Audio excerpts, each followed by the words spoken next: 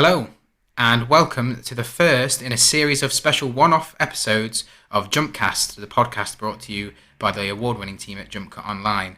We are here to talk about all things Star Wars in the lead-up to the release of Episode 9, The Rise of Skywalker, coming on the 19th of December.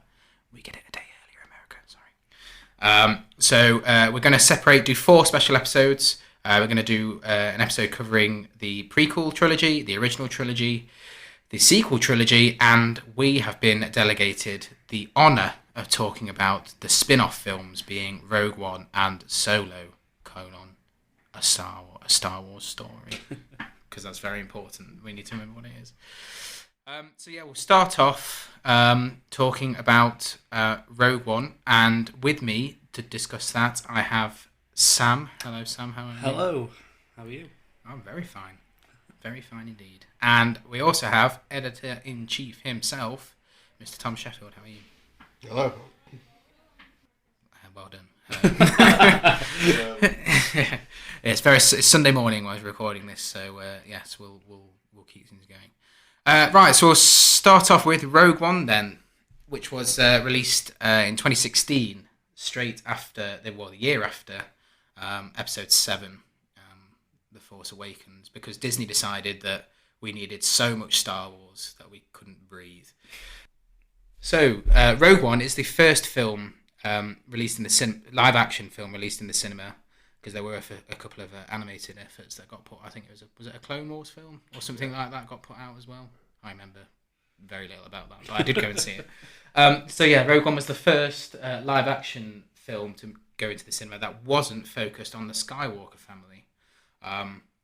As I said, it came immediately after Episode 7. So I'll go to you, Sam, first. What were your expectations going into the first non-Skywalker story? I was thinking it was going to be kind of refreshing to have something set apart from the main kind of saga. See a new bunch of characters kind of in that kind of scum and villainy underworld. And I think beforehand it was sold to a lot of people's kind of... I remember the quote being like, Saving Private Ryan meets Star Wars. Whether it meets that, we can get into that, but that's how it was sold to me anyway. I remember the trailer campaign being really good. I remember. I can't remember which comic convention it was that they did the first footage at, but I remember when the first trailer dropped, the internet went wild. I was really excited for it myself, because I say the advertising campaign in the lead up to it was great. And like you said, something new, something fresh, something a bit different. Tom, yourself, what do you do? I think it was Star Wars Celebration. I think I read somewhere at the start. Yeah, Star Wars Celebration that they released a trailer.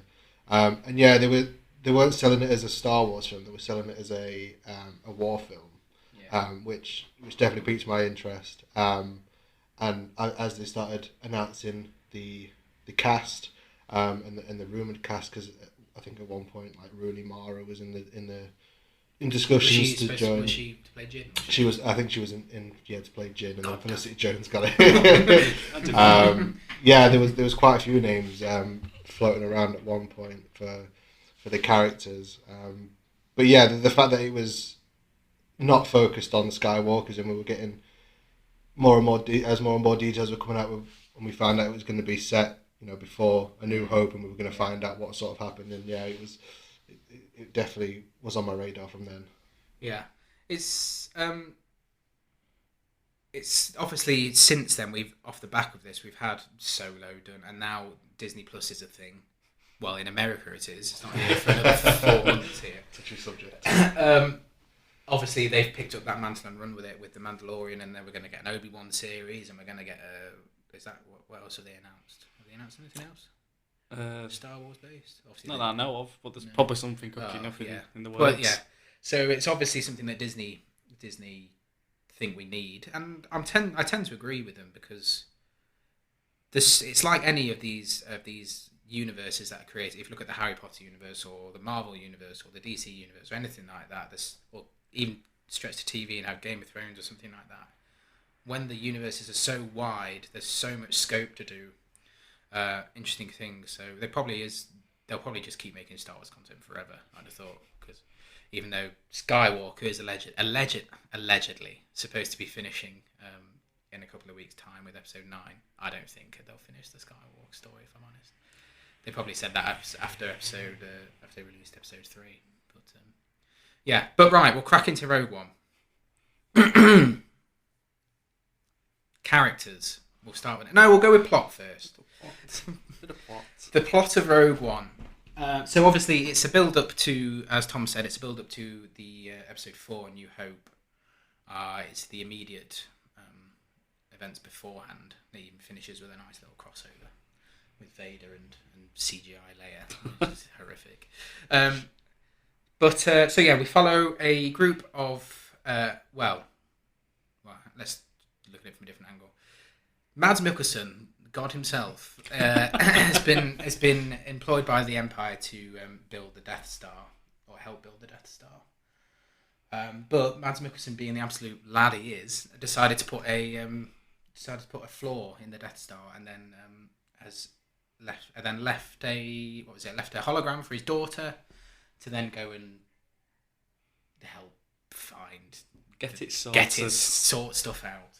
Essentially, I think the plot of this, when they were coming up with this idea, so what can our first shoot off Star Wars film be?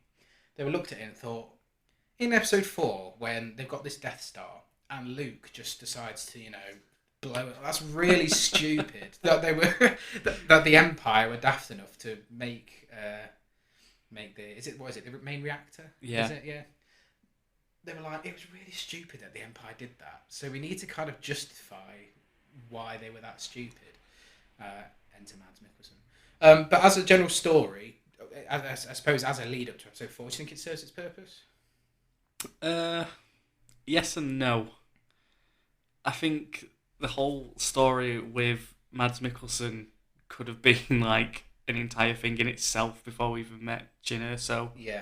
That would have been quite compelling, and his kind of role within the Empire and Orson Krennic. And then the actual story we do get, I don't necessarily think is that interesting, and that's more so down to the characters than the script. We'll get to the characters in a minute. I have opinions on the characters. Well, that's a Disney Plus series right there, isn't it? You could do the whole. It will be fascinating. Like Sam said, if you have from the minute of that opening scene where he's taken away by Krennic, and Jyn's left in the cave. That's a handy little hideaway she's got there, isn't it? It's like they planned it. He's got a whole history, hasn't he, with the Empire? So it would be good to sort of. Yeah, I'd watched it again last night in preparation for this really late. Explain to me, what is his history with the Empire before the events of Rogue One? So is he an engineer or something? The Death Star is his sort of plan, and then it's not really explained, but he sort of walks away from it and says, "I'm not doing this." It's not. He knows that the Empire is going to use it, for their gain and things like that, and he sort of walks away from it, and that's when, at the beginning of Rogue One, Krennic comes and he's got to go back and finish what he started, and he sort of reluctantly goes with him to try and save his family. But a wider question: how much time passes between the end of episode 3 and the start of episode 4? Because right at the end of episode 3, because I watched that again recently, the Death Star is already half built. You see Palpatine and Vader looking out, and the Death Star is half built at the end of that. And then, so what? How old are Luke and Leia in? I don't know how old she's meant to be. Is she like 18, 19 in the original? I think she's meant to be. Yeah, they're meant to be teenagers still, aren't they? In A New Hope. So yeah, obviously when Leia's in at the end of Rogue One and going into A New Hope, she's about 17, 18. So yeah, about 18 years gap between them. No, I'm just trying to work out in the sort of logistics of it, or when that first scene with Jyn as a child, when that actually would have taken place sort of alongside. Oh, I see what you mean. Yeah, alongside the original. I was trying to sort of just out of my own interest, really, not to make a point about anything. So the characters, we'll move on to that, because the characters serve the plot and vice versa. Star Wars protagonists strike a fine balance between being likeable and like having a sort of edge to them. If you look at Han and you look at Leia, they've got an edge to them. They've got, especially in less so, we'll get into Solo later in that one, but Harrison Ford's version of Han Solo, they've got an edge to them. They are sort of mardy. They are a bit arsey sometimes, but they are really likeable and really charismatic, and they've got a charm about them. Jyn Erso. I'm not sure that she has the charm. I think she's just a bit of an arse. What do you guys think? And I think I'll expand that. I think Cassian suffers from the same thing. Cassian is my least favourite character in the film. I really just don't like him. I think that's part of their character, though, is that Jyn, she is gone out and she's had to fend for herself.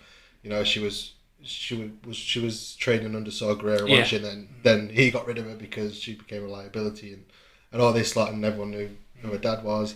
So I suppose if you were fending for yourself and all that time, you wouldn't be the most likable person. You would. I do understand it from a purely logistical point of view that she'd be hardened and don't trust anybody type attitude, but I also have to root for her as a protagonist of a film, and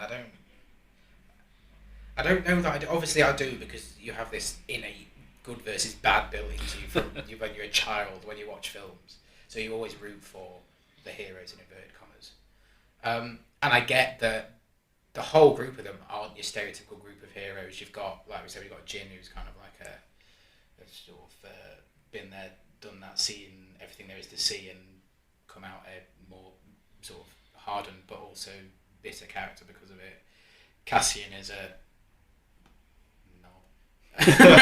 And then you've got Donnie Yen's character. Is it Chirrut? Yes. Yeah, he's probably not a stereotypical hero as well, even though he's got all the sort of the moves and all the stuff he does with his what is he's got? Is it a big staff type Big thing? staff. Yeah. And some kind of force attunement. Oh God! Don't get me started on I'm the force with me. Shut up. Yeah. So like they're not, and then you've got Riz Ahmed's character, Rook. Is he called something like Bodhi that? Rook. Bodhi Rook. Yeah. They're not your normal group of heroes. They're kind of like a mishmash of people that probably wouldn't sort of work together. A bit like Suicide Squad. A group of people together that don't work. But I really struggle to connect with any of them. I don't know what you guys think. It's frustrating because the cast they've got is a great cast, It is. and I do like a lot of them, especially Riz Ahmed, who I think is a bit wasted in He Rogue is. One, like criminally wasted. And from like the script point of view, I kind of get you're not supposed to give a shit about them, because ultimately this is just a story that's kind of like passing the torch, if you will, to A New Hope. Yeah, it's not a group of protagonists he invested in because they're literally there to serve a purpose. It's okay. We need the Death Star plans. We need to destroy the Death Star. Who are the group of people that are best placed to do this for us? It's this lot, this band of mismatched people. We're kind of supposed to be seen as like this kind of selfless group that would sacrifice themselves, but I don't buy into them being that kind of righteous because they're not very likable. Because Cassian's an arse. He's a real arse. He's a budget Han Solo. That's what I mean. That's what I was saying earlier. Han Solo is an arse. If you look at what the stuff Han Solo says and does in the original trilogy, he is an arse, really. But he's a really likeable arse. He spends Return of the Jedi just moaning, hiding. That's what I mean. Even don't get me started. I don't really like Luke Skywalker. Ooh. He's just a whiny little bitch. Isn't he? He spends the whole of episode 4 being like, and then tries to get off with his sister, and then spends the whole of episode 5 being like, I don't really get it. I don't really like it. It's lonely out in the desert, dude. Oh, I don't care. That's why you're not on the original podcast. This is why I decided to let Dave take that one. But and even if you look at the prequels as well and the sequels you've got Rey, you've got Finn, and you've got Poe as well, and they're all really likeable characters. And then in the prequels you've got Obi-Wan and Anakin as well. Anakin's a bit of a whiny bitch as well, but he's at least got a little bit of charisma about him, where I think these lot are just quite bland. I think the character having the most fun is Ben Mendelsohn as Krennic. He is good. He's having a good time hamming this up. But again, I feel like he's underused a little bit. Do you know what I mean? And the same with, like I said, Mads Mikkelsen as well. That it's just a film of a film of what could have been character-wise. I think, like I said, they've got a great cast, like Felicity Jones and Donnie Yen and Ben Mendelsohn, Forrest Whitaker, Riz Ahmed. Like, it's a great lineup of people, but it just feels like a collection of this could have been a lot better. Is that fair? I think so. Well, I mean, no, I can see where you're coming from with that. I mean, when you look at it in retrospect, there's no point getting accustomed to the characters because of what happens at the end anyway. I mean, that wasn't the original ending. I don't think. I think the original ending was they were going to survive, and they didn't think that Disney would let them kill everyone off in such a bleak way at the end. But they went for it, and I think that might have been part of the reshoots. Is they reshot the ending. That's I do like the ending. Yeah, along with whatever else we never got to saw. Get to see. Saw career on the brain. But yeah, I can see where you're coming from. But yeah, again, I didn't feel like I needed to get too attached to him because of where the story was going. Because we know it's always the problem when you do either a prequel or a gap filler. When you know the end game, like we know that they're gonna. That's the thing. We know they're gonna get the Death Star plan. So there's no stake either. Like we know they might die on the way, but also I don't care because I don't really like any of them. So it's kind of like a catch-22 where like times that you don't want to spend so much time in the film like, oh, look at these really cool people and this is all we know about their backstory and this is why you should care about them if they're all going to die in the end anyway. But I would have liked to have liked them a little bit more. Just a little bit. It'll be interesting to see what they do with Cassian's Disney show. Oh, I forgot. Because why did they pick him? Yeah, I'm not sure. Because when you meet him, he's obviously just a blind follower of what he's told to do in the rebellion, and then sort of comes to his senses when he meets Jin and realizes that he's just following orders. That he doesn't do the difference between right and wrong. He just does what he's told. So the Disney show is obviously going to be before all this. It'd be a bit strange if it was all after Rogue One, but so it's obviously just going to be him off doing a bunch of assignments and missions and whatever, and sort of towing the line between good and bad kind of thing. But I can't see, what that'll bring to the character in Rogue One. Oh, Cassian's awful. I'd much rather watch a Jin scene. If we see, like we said, with her going through being brought. If they were going to do something, I don't think this.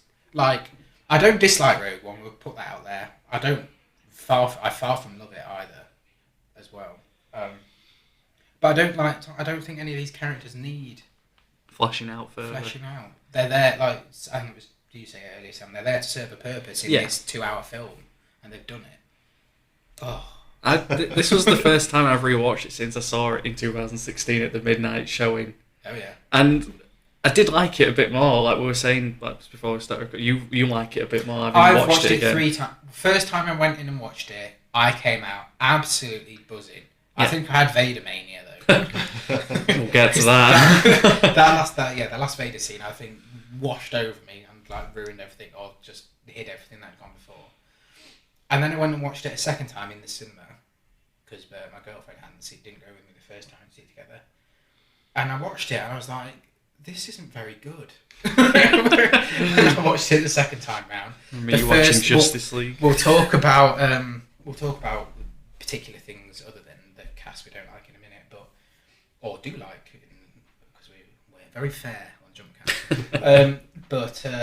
I came out the second time. I think that was not very good at all. And then I watched it again last night in preparation for this, and I thought there's more to like here than I remember there being second time round. So I'm probably on the lower side of middling, sort of towards it, generally speaking. I think the problem is like with the characters as well. The film for the first kind of act is so all over the place. That was one of my biggest gripes about it.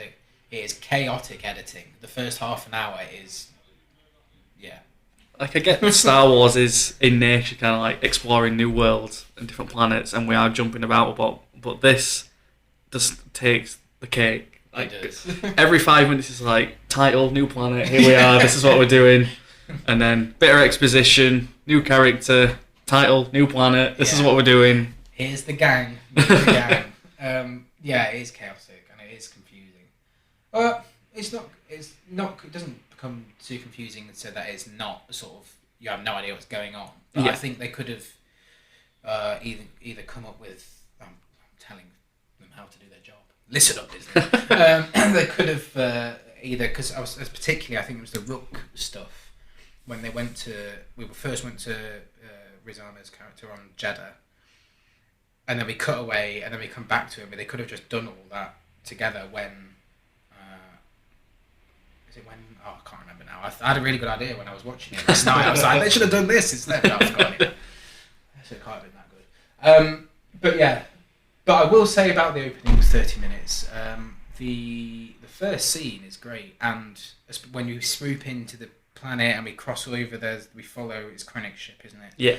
And we're sweeping over all this beach and then into this sort of more desolate area where the Ursos live. I think Rogue One might be. It's definitely one of the better looking Star Wars films. For sure. It's beautiful. It's beautifully shot and directed. It's the same DP as the Batman. Is it? Upcoming the Batman. Greg Fraser, I think his name is. Greg Fraser. Craig. What do you say? Greg. Greg. One of them. I apologise for pronouncing his name. Yeah, and the stuff on Scarif at the end with it's very rare that you get a Star Wars because it's so the colours are so vibrant, the seas are so blue, and the sands are so white, and it's really quite stunning, really. And the bit where Jeddah is destroyed by the Death Star. Yeah, that's great as well. There's some really, really, really good bits in it visually. I think the film has like a really good stride for a bit when it's the sequence where you get to see a bit more like a stealthy side to Star Wars when they go to meet Mads Mikkelsen's character. Yeah, that's really interesting. And then we just don't get enough of it. Yeah, just need a bit more of that.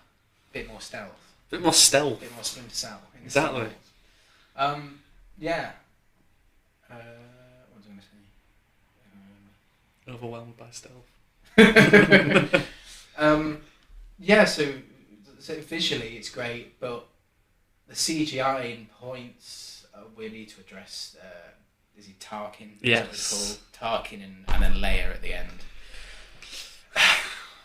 I will admit, when I first went to see it at the cinema, I was aware that Tarkin there was something funny going on with his face, but I wasn't sort of fully aware that the whole character was CGI. I thought they might have had like a Superman moustache gate job going on, because I'd forgotten that the actor had passed away.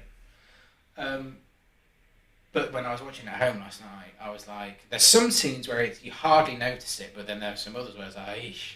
And the one with Leia at the end is bad as well, I think.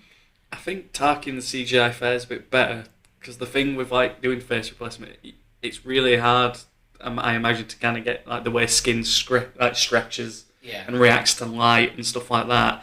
And I think because his face is kind of a lot older, there's a lot more detail to it. Yeah. Whereas Leia's a bit more on the uncanny valley side of things. Yeah, because like say with Tarkin, he's got much more sort of protruding like bone structure and stuff because of his age and because he's evil, and then because all evil characters have to have horrible faces. And then Leia, like I said, she's a teenager with youth on her side. But no, she just looks really. I don't know. Leia was rubbery. Yeah, she does. It's weird. Like Jeff Bridges in Tron Legacy. Well, Tron Legacy was on the TV the other day, and I watched. Underrated movie. That's for another time.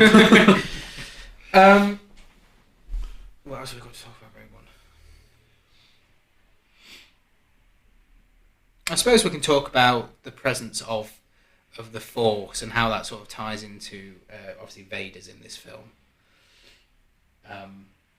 Donnie Yen's character and the Force. What do we think about Donnie Yen? Because Donnie Yen's a big name, isn't he? He's a big get for Disney in this.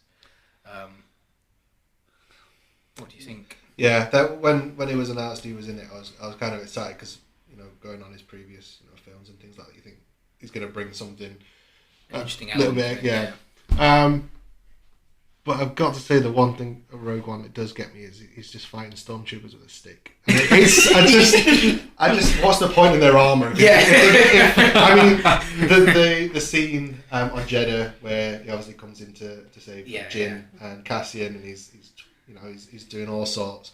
It's a good watch, but it's a stick against stormtrooper armor. It's in the scale of the Scarif battle where there's big ATs and he's just there with his twig from forest. I mean, if it wasn't stormtroopers and it was just fighting any old people on Jeddah, it would have made that scene 10 times better. It's just the fact that it's stormtroopers and he's bashing them on the end of the stick, and then that's it. They're gone. They're just lying on the floor for the rest of the scene. So that is my one gripe. But his character in general, and I think I can't remember what his friend's name, Baze. I think the dynamic between them two is really good, and I kind of wasn't expecting the comedy from Yen as well. The bit where they put the bag over his head. Are you kidding me? I'm blind. Just like little bits like that. There are some really good little funny moments in this. Actually, I think K2 is probably one of my favourite droid characters in the whole Star Wars universe. He's really sharp, and his initial relationship he has with Jyn at the beginning, where they're sort of just they don't like each other, and they're just I can't remember what it says when they're going into Jeddah, and Jin's like, "I think you should stay here with the ship. I wouldn't get you." They're going to be aiming at me and aiming at you and hit me or something, and then K2's like, "Oh, it doesn't sound like a bad idea," or something like that, and then throws her luggage on the floor. I think Alan Tudyk does a good job with that. Much better than L3 in Solo, which we'll get onto later. I think it's kind of interesting with the K2 characters. I think we've seen like droids already kind of with like a quote unquote consciousness and feelings. Yes. But I think with this droid, it's a bit more developed. Yeah. I was thinking about this. I was thinking about how they've done the prequels and then these films, which are set before the original trilogy.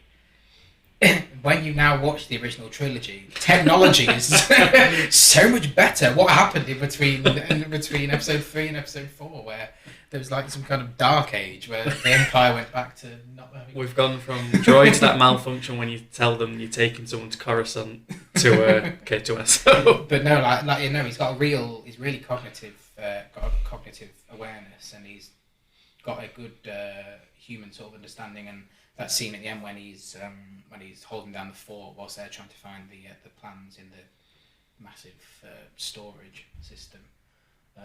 He's got there, and he has that nice sort of human moment when he sacrifices himself. Like, he understands the concept of sacrifice. Yeah. So he is very advanced. More so. And L3 is the same in Solo. She's very. Where are you going? Very aware. She's aware. She's very aware. But more so than characters like C-3PO, and obviously R2's not got a human voice. But yeah, even more so than C-3PO. They make a little cameo again. They do. C-3PO. Are they? Is it every film? Are they in Solo? No. God damn it, Disney. I don't think they should have been in Rogue One, but it did feel quite shoehorned in. Yeah, it's just that little scene. Oh, they're going off to... Yeah, it did feel a little shoehorned, but, it's there. But like you said about K2, maybe that's something they could explore in the Cassian series, how they meet, obviously how he gets them from the Empire and things like that. Give me a K2 series. I mean, Sack off Cassian. Just give me a K2 series where he's just going rogue and going wild, running across the galaxy, dropping one-liners on everybody and trying to be funny. But no, I do like K2. I think he's I'd say with a film that has, like we've mentioned, the characters that are quite sullen and quite serious and quite damaged, I suppose, in ways. They do need a comedic relief, and I think K2 is the perfect balance in that regard. I think Star Wars in general, they're droid characters. Mm-hmm. They always seem to get it right. I mean, you look at BB-8. Everyone, well, we'll get to that one later. But like you had R2D2 and C-3PO. Yeah. Everyone fell in love with them, and then the new ones you got like BB-8 and what's the new one in Rise of Skywalker? The little unicycle thing. Yeah, I mean everyone loves him already, and we've not even seen the film. So one thing that they always get right, it seems to be the droids. They seem they know what works and sort of it wasn't a surprise to me that K2 was a hit with people. No. I think K2's got some of the better dialogue in the film as well. Yeah, he does. Because the second I've watched it, like I said, I've watched it the second time now, and every time Janice was just like, I'm a rebel, I rebel. And I'm like, please. Also, when they were on Jeddah, and then he was like, we're going to hope that Saw Gerrera lets us in because he recognises you, and then she's like, hope, and he's like, rebellions are built on hope. And then she passes that off as her own quote later on without any... She didn't even give him a little nod or anything. Harvard referenced herself. Thief. So we need to talk about Vader because Vader's inclusion... Did they tease it in the trailers? I think we heard... Did we hear him breathing? I thought it was a reshoot. Him. Yeah, I can't remember it being teased. I think it was added in the reshoots. They watched it without we need more lightsabers. It's Star Wars. At least one lightsaber. Truly choked on their aspirations, you could say. Oh, classic. Did he obviously with where the film finishes because it's literally ends seconds before A New Hope starts. Was the inclusion of Vader shoehorned in? Did it feel necessary? Did it feel natural? What do you think? I think it's quite an organic way to bring him into it, and it's probably the best scene in the movie, and it's 30 seconds long. I think, to be fair, all the stuff that happens from where they land on Scarif onwards, I really, really like. I mean, there's stuff before it that happens that I really don't like, but the stuff that happens on Scarif is great. That's felt like you said when they pitched it as this war film. Yeah. Like you're really in. It feels like it does feel like the beach landing scene in Saving Private Ryan is really sort of visceral and intense. Obviously, I will give Gareth. Is it Gareth Edwards? I never know. Edwards, because one did the raid and one did Godzilla. So it's Edwards. He does. I'm not a big fan of Godzilla. That's another discussion.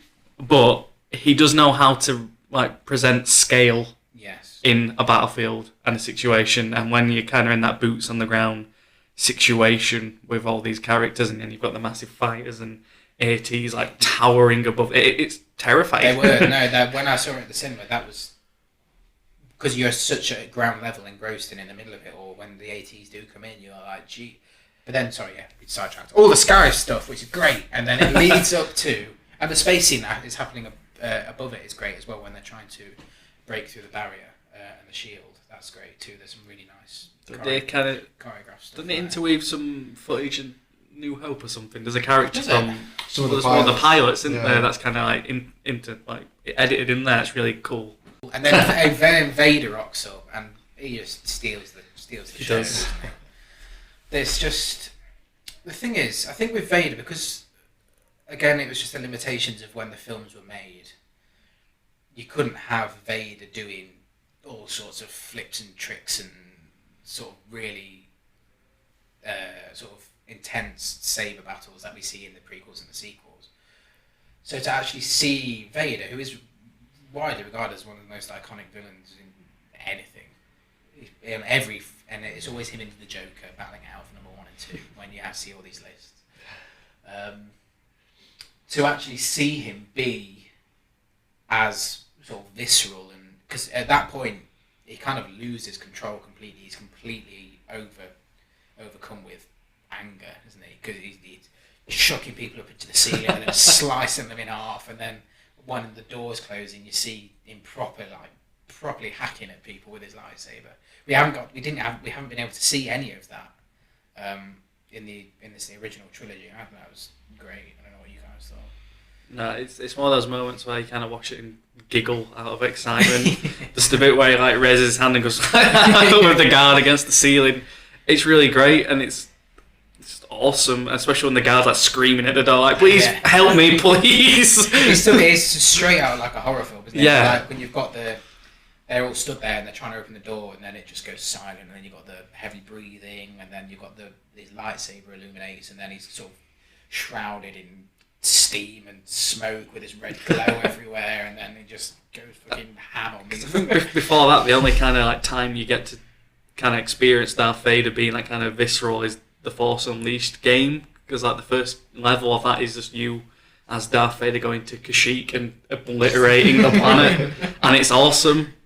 And then there's obviously like stuff in the expanded lore which isn't canon anymore because George Lucas don't want that apparently. George Lucas can. But in the expanded canon, there's loads of stories of him just like being like this amazingly powerful, the Sith Lord, and then we actually kind of see a bit of that in this. Yeah. Yeah, it is when that scene you mentioned where he stood there and he turned his lightsaber on. It's all red. I think I got goosebumps when I watched that at the midnight screening.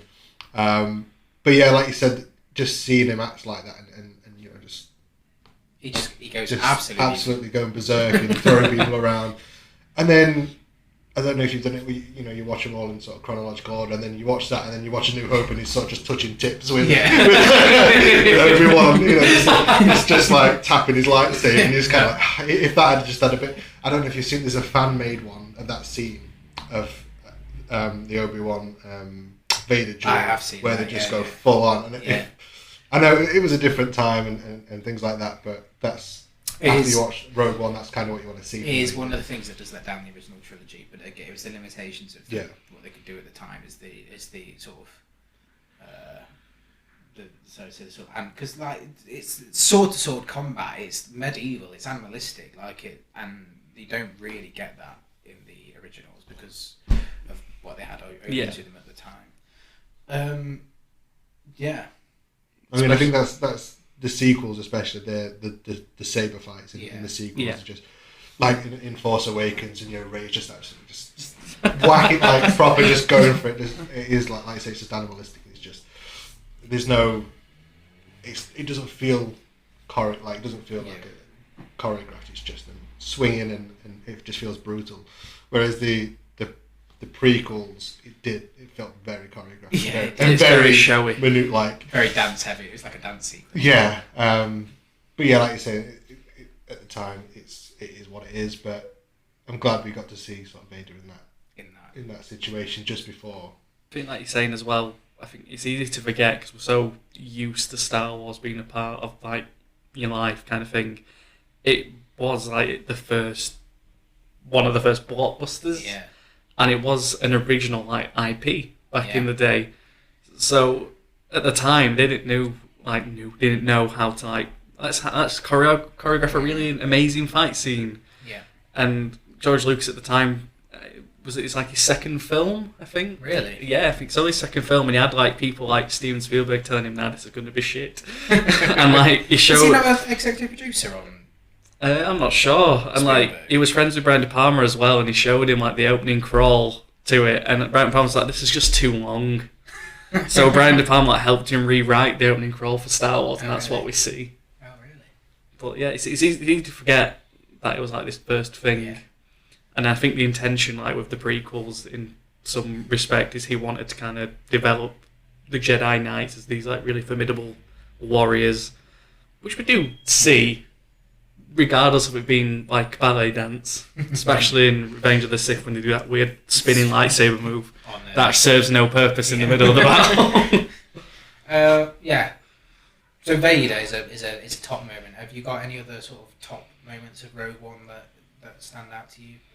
Battle of Scarif we talked about briefly. It was great. Yeah, I think Scarif, the whole Scarif scene, like you said, I think that topped it for me. I mean. Yeah, so the opening scene, like you said, when we open, we swoop down to the planet and things like that. It is a great looking film, but I remember when the posters started coming out for Rogue One, and it was like Scarif, and it was like helmets on the ground, and it was the beaches and things like that. I kind of knew we were gonna get something really good with that scene. So I'm glad it was as long as it was, and we did get quite a bit of time with it. But yeah, I think Scarif on the whole is my favourite part. Like I said, I mentioned the kind of stealth sequence with Mads Mikkelsen. I really like the opening to the film, actually. It, like you said earlier about the kind of aesthetic of the movie, it sets it really well. And the shots of like going through the grass, like with a really shallow depth of field, and Mads Mikkelsen stood in the middle of the farm. It's just gorgeous. And I like that whole kind of dynamic at first between them. You don't kind of know what's going on, and Krennic's like, nah, you're coming back. He's like, nah, fam, I'm not. I think I am, but I'm not. Myself, Scarif, I think probably like Tom said, we've all said, is probably the peak. Yeah. That sort of sequence, and then into space, and then with Vader as well. I do quite like the look of is it all the Rebellion fighter jets, fighters coming into, I can't remember what the planet's called, where Urso is. Ooh, I can't remember it. Do you know? Imagine it. You've seen it more times than us, Tom. No, I can't name it. Can't name it. Oh.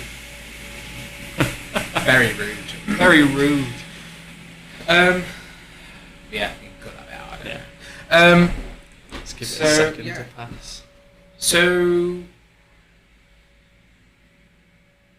So, Rogue One. Final thoughts on Rogue One, and then we'll move on to Solo.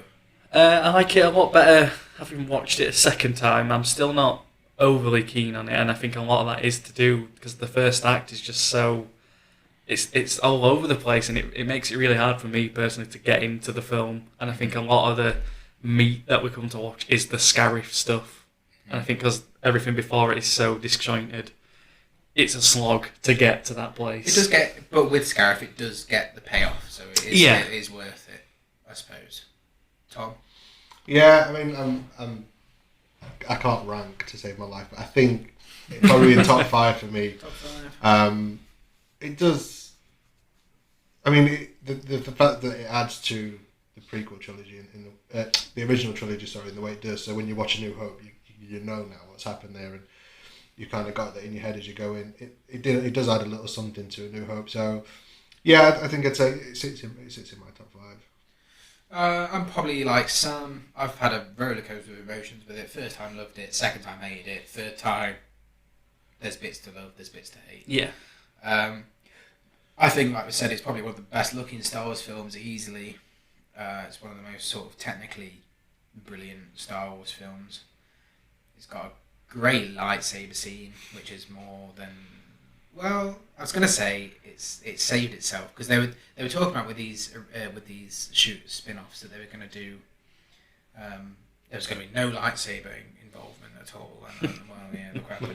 Well, they even failed with that in Solo because we've got Darth Maul at the end. But we'll speak about that. But yeah, there's bits to love, bits to hate. The main gripes I have with it are the characters.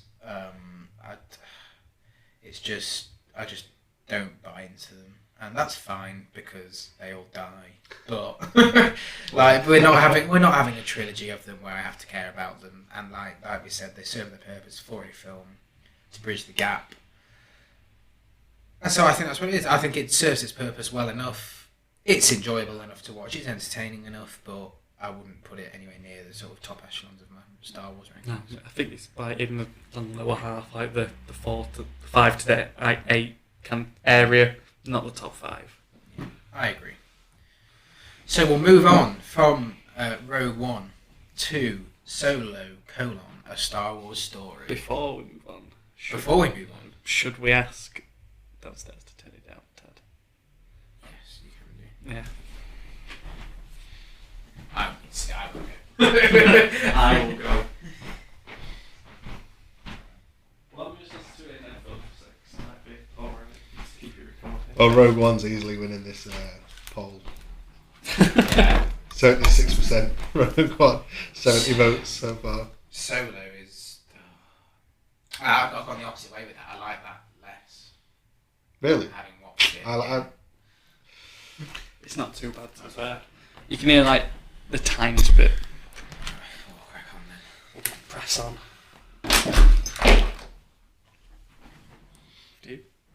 So we'll move on from Jyn Erso and her band of merry men in Rogue One to Solo: A Star Wars Story, because we all needed reminding that it was a Star Wars story. So this takes place. Where does this take place? Where does this take place? Is this before? I'm guessing it's before the kind of original trilogy. Maybe kind of just before Rogue One. Not really. I'm not really sure, to be honest. I'm not too sure on the year between them, but it is. Yeah, it's definitely before A New Hope. But I'm not sure how long it is between. I think it's quite a while because obviously Han's quite young in this Yes. compared to when we meet him in A New Hope. Yeah. So obviously there's quite a bit of time passed between the ending of Solo and Star Wars. So I'm guessing it's just before, maybe like, I don't know, 7 years before, maybe, I don't know. We'll start off with the burning question about Solo. Is this just a shameless cash grab by Disney? No. No. I'm kind of middling on it. Ooh. I'll let you two go first, and then I'll come in with my No, I say, I'll admit when they first announced it, I was just kind of like, we don't really need a Han Solo story. I even made that fan poster of that shot of Donald Glover as Lando, and I put like Lando, a Star Wars story. I was like, this is the one we want to see. But no, yeah, I think it's not. I don't think it's a cash grab. I think it came out despite all the issues that it sort of had. You know, is it Lord and Miller? Yeah. dropped out. Yeah. Well, I don't think We say I don't think they dropped out. I think they They were were pushed out. No, we just don't fancy it. Yeah, because I think that was it. Somewhere like June 2017, they left, quote unquote, the project, and then Ron Howard. I don't think it was long between No, them it going and him wasn't coming a on. very long I think it gap. was days, wasn't it? It was Yeah. that Ron Howard was sort of on announced to direct, and he did. I think it was like over 70% of the film he reshot. Ooh, I wonder what that so- situation reminds me of. As you can imagine, Twitter was already hating this film before it came out, and I think now I'm not even going to attempt to say his surname, but Alden, who Yes. plays Solo. Everyone was kind of against him being cast because no one can replace Harrison Ford, blah blah blah. But I think he did a great job with it. I think he completely embodied who we know as Han Solo. Don't really agree with how he got the Solo part of his name. We'll get on to But we'll discuss that later. But as the character, you know, just down to his mannerisms, the way, you know, when he's when they're on Kessel and they're sort of firing away and shooting as they're trying to escape, and you know, just his pose when he's shooting and the way he talks to people, I just think it completely embodied the character. And yeah, I think I completely lost my train of thought there. It's just that good. But yeah, like I said, I think people were giving it a bad rep before they even get it out, and I think a lot of people didn't even give it a chance because they thought, well, we don't need to see this. I don't agree with who that is. So yeah, I think it was unfairly treated before it came out. I was in his camp like when he was cast because I think a lot of us have seen Hail Caesar, and I thought he was really great in that. And I thought, even though it's a different performance, I was ready to see him what he could do with it. And I think his performance in this film plays that line where it's not overplayed so much that it's kind of like almost parody of Han Solo, but it's not underplayed either. That you're not getting what you want from the character. It's kind of like Joseph Gordon-Levitt in Looper. He plays it well enough that you kind of buy that, even though the makeup's a little bit dodgy in his face as Bruce Willis. You buy him as a young Bruce Willis, and I think in this, like you say, it really does embody the character. Just like I said, the way he talks to people, his pose, just even like little micro facial expressions when he's listening to people talk. It's very much in the vein of Han Solo. I'm just in the camp where I don't think it was really needed. I think I'm just in the camp where I don't really think it was needed. I think if you were going to pick a character to do an origin story, if you like, of Han. It's very uppity about that. Han. I think he was the obvious character to choose, because obviously we couldn't do a Luke and Leia one because they're off just living as a farmhand, isn't he? That would be an interesting origin story. So I think they probably chose the right character, but I just don't think it's needed. I think when Disney bought the rights to Star Wars, they just got excited with it and were like, let's just make Star Wars films all the time. People love Star Wars. They want Star Wars 24/7. So we had the run of Force Awakens in 2015, Rogue One in 2016, Last Jedi in 2017, and then Solo in 2018, and then we're having Rise of Skywalker in 2019. And I just think I think we could have done. I mean, I will any Star Wars film that was ever released, I will always watch and most of us will because we love Star Wars. But I feel like Solo was just an example of where they made something for the sake of it, and they didn't need to. After they had made it, it was like, okay, great, that's fine, that's good enough, whatever. But I feel like it wasn't really needed. I mean, the one thing that that always wondered me is how Han, gets very uppity, got or met Chewbacca. Yeah. That was always one thing I wondered because I don't think they'd addressed that in the original trilogy, do they? No. And I think that scene's great, by the way. I love this when he's thrown into the pit to go get eaten by the beast. And it's just chewy. It was great. Yeah. Apart from that, I didn't really have any other questions about Han Solo's backstory, so I wasn't really that bothered by it. I wasn't to the extent where Tom was mentioning that people were like writing it off from the beginning. Like I said, I love Star Wars, so I'll go and watch any Star Wars film. But I was just like, meh. And I feel like meh is how I feel after it. Like it's just like, okay, right, that's there. Do you think that had the marketing for this film been a lot better and a lot more present than it was? Because it felt very under-marketed, this for us. Well, they would have struggled, obviously, with the reshoots and the changing of hands and all the production issues behind the scenes. I think as well, because this was like a summer movie as well, rather than the traditional Christmas slot of Star Wars. I think. Do you think maybe if it had been marketed a bit better, a bit more present, you might have liked it more? I'm not sure. I feel like it's just one of those things where, I mean, how many times happen now where they do pointless sequels of original films where it's just like, we didn't need that. Like, I just feel like I'm just in that camp, and I always will. But like, I feel like the Obi-Wan one series they're playing is a little bit different because I feel like that. Again, like Rogue One, it serves a purpose to bridge a gap. Whereas I feel like just an origin story to a character who appears in 4, 5, 6, 7, I don't feel like it's really needed because you get to know everything you need to know or want to know about him through the course of those films. Like Han Solo didn't become one of the most iconic film characters of all time because he becomes that because he's so well built in those four films. And I don't necessarily think we needed anything to precede that, but it made enough money, didn't it? So. Well, did it? That's the question because I think they're gonna. Well, they definitely teed it up at the end to hint that they were going to do another one, and I think that's all been canned, isn't it?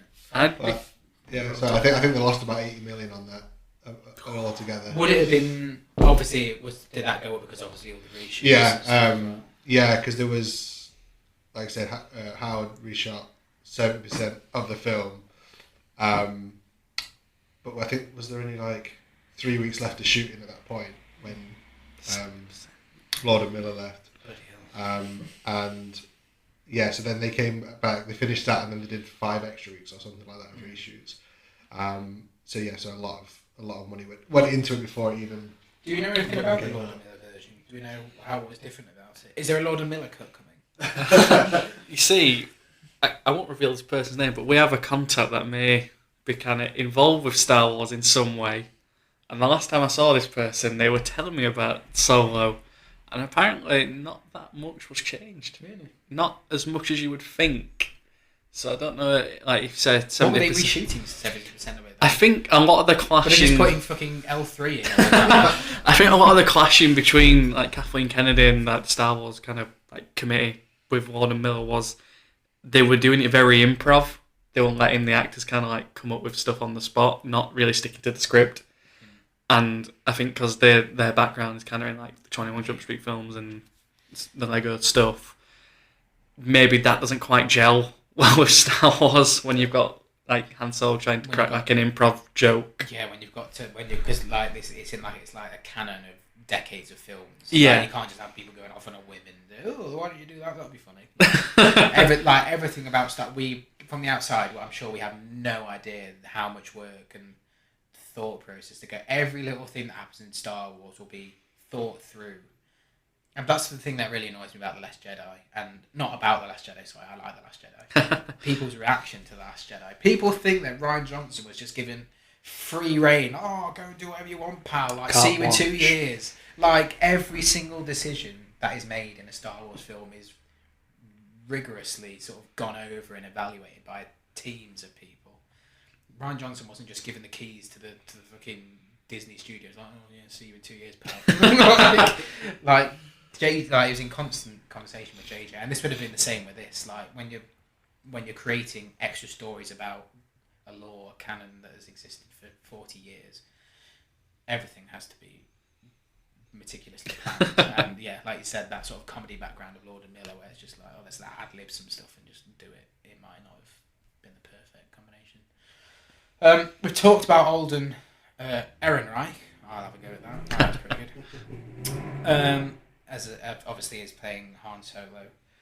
Before we talk about the rest of the characters, let's talk about Han Solo. Let's talk about the name Han Solo. Oh no. One of the most iconic names in popular culture, in film. Anybody who hasn't... I don't think my mum and dad have seen all the Star Wars films. If I say to them, who's Han Solo? They'll be like, oh, he's Harrison Ford in Star Wars. Everybody knows who Han Solo is. The worst... I just saw it. You can hear the colours building up to it. The decision they made in this film of how Han Solo got his name is one of the worst things I have ever seen. I audibly groaned in the cinema. Ugh. What are you doing? Oh, what's your name then? Han. Well, no, what's your family name? Your clan name? Oh, I haven't got one because I'm sort of just a chiller out and just don't have a family and whatever.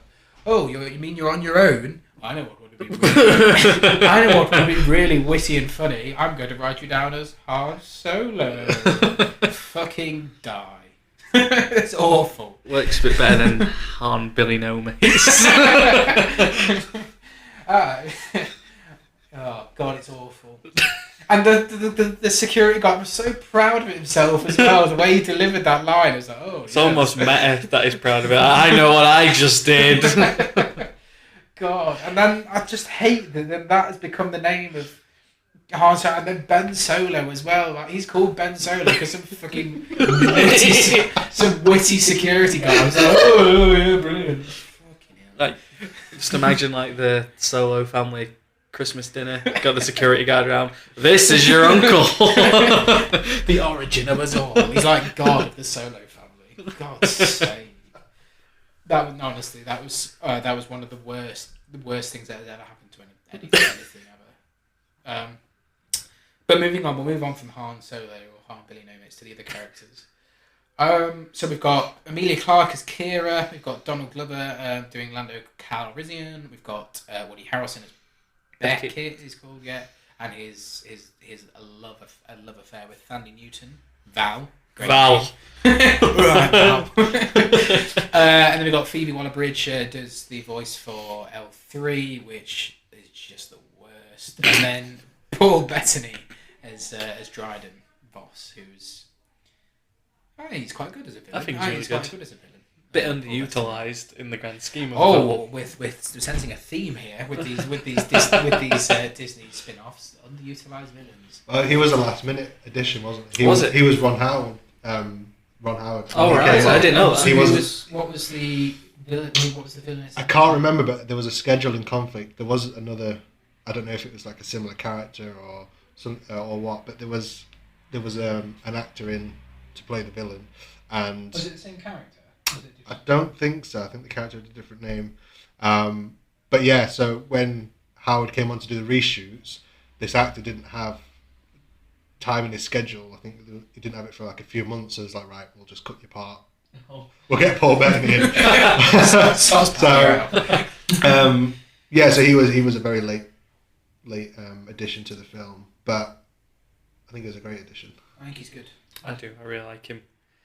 You don't really get to see kind of like a almost mafioso boss character in Star Wars, unless you want to count Watto. But yeah, he's really refreshing kind of addition to the. My tricks don't work on me. Only money. Yeah, really refreshing addition to the Star Wars kind of lore. I really like him as boss.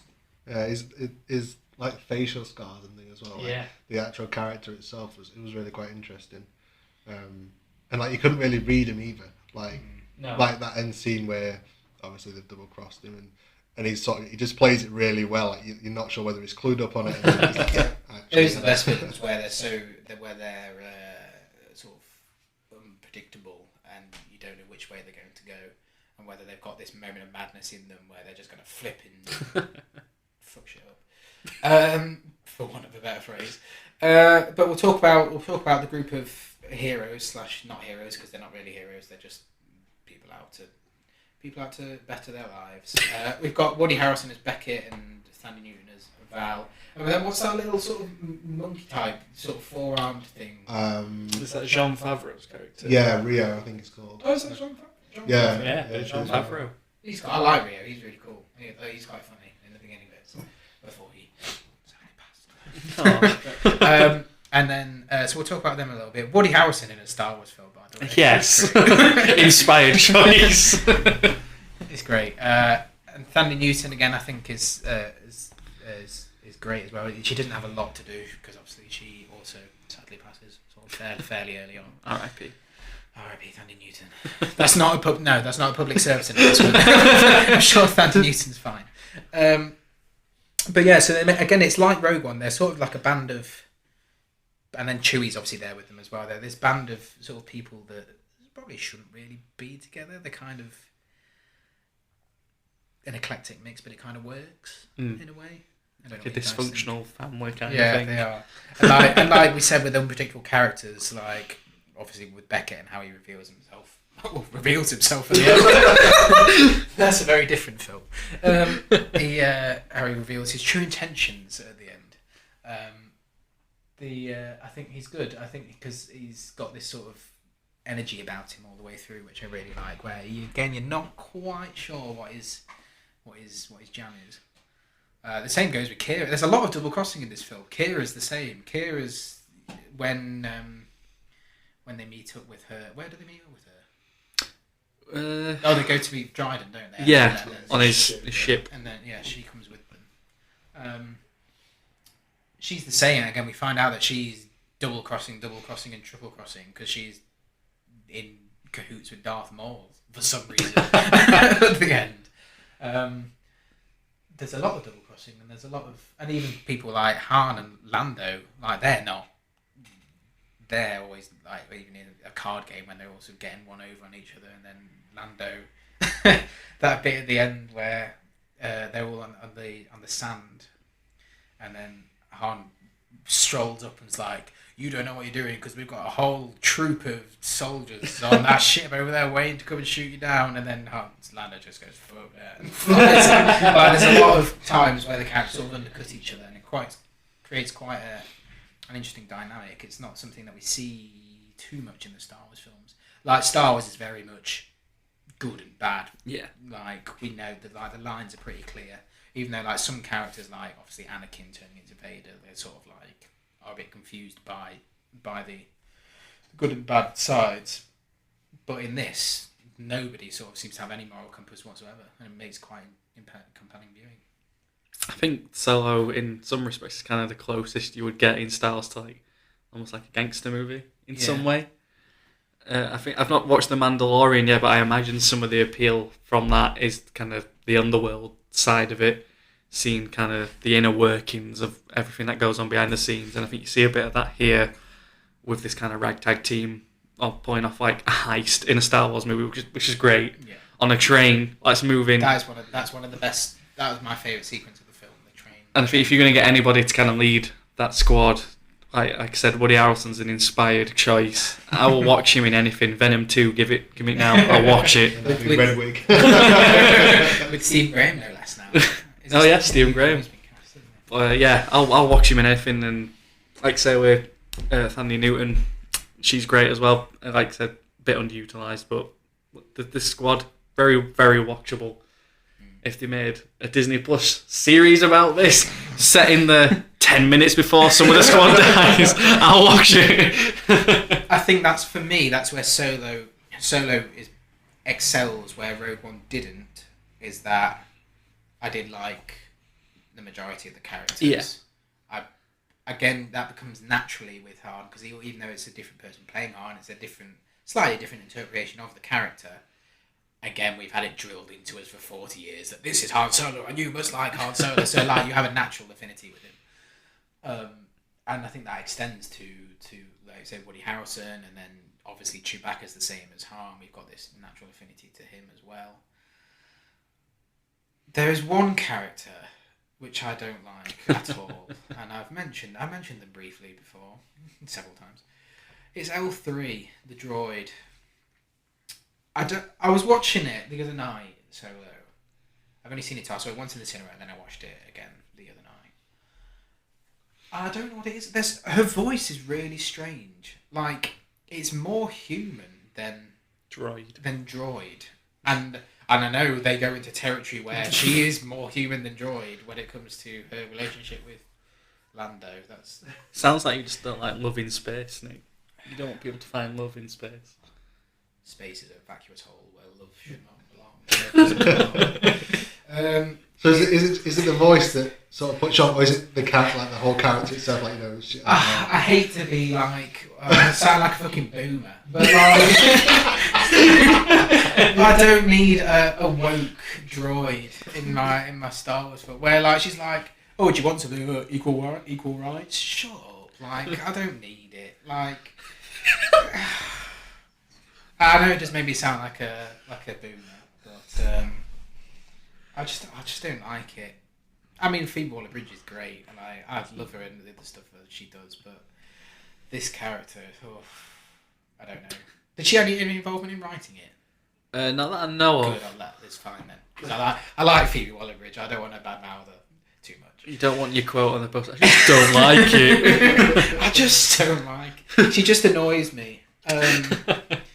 And I don't know. It's just like we were saying earlier about the droids having a perfect balance of comedy and they know what they're doing with them. I just feel like they got this wrong. Like it felt really forced to me. Her comedy. I don't know what you guys probably. I don't know what you guys think. I kind of agree with you. I don't necessarily think the character's not needed, but the kind of dialogue and what she has to play with is maybe a bit left field for what the tone of the film is going for. Left wing, I think you mean. I think up to then it's kind of been this kind of. Well, she kind of joins just before. Is it the Kessel bit? Yeah, she did. Yeah. And the whole Kessel bit to me is just like Temple of Doom, like in Star Wars, which is fucking awesome. But she kind of joins there, and I think up to then the tone of the film has not necessarily serious, but it's definitely had a mood to it. And then she kind of jumps in and rips this new kind of atmosphere into it, and it's like... That's what I mean. Yeah, the first time we meet her is when when Han's just lost the card game to Lando. Yeah.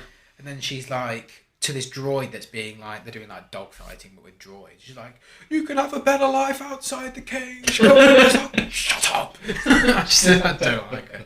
Tom, what do you think? No, yeah, I can see that. She is... Yeah, some of the stuff she does come out with is just a bit, why? Just why?